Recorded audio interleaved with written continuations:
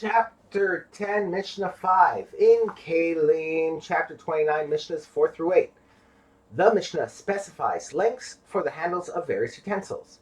These measurements are the maximum lengths at which the handles are useful. If the handle happens to be longer than the useful length, the extra part will be removed. Consequently, the extra part is not regarded as part of the utensil.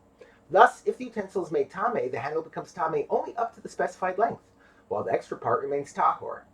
Generally, when only part of a utensil is tame, the whole item, even the non-tame part, must be immersed.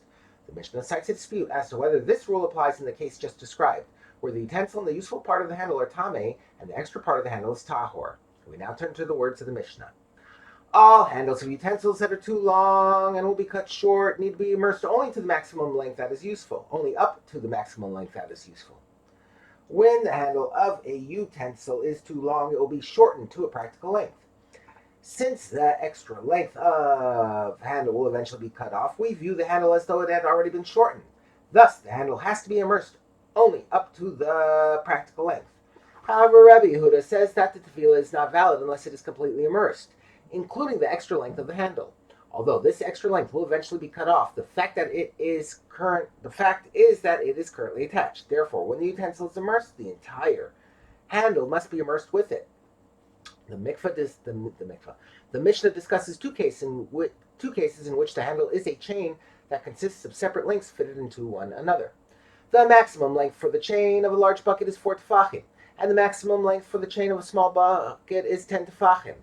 They need be immersed only up to these lengths. That is, chains of large buckets need only be immersed 4 tefachim, and those of small buckets 10 tefachim.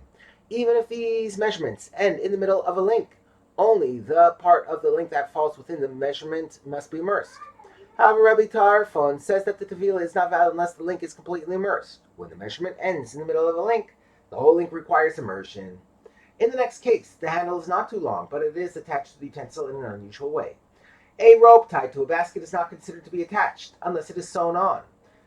Tying is not the usual manner of attaching a rope to a basket. Therefore, the rope and the basket to which it is tied are not considered one entity in regard to tumah. Thus, for example, if the basket becomes tame, the rope remains tahor.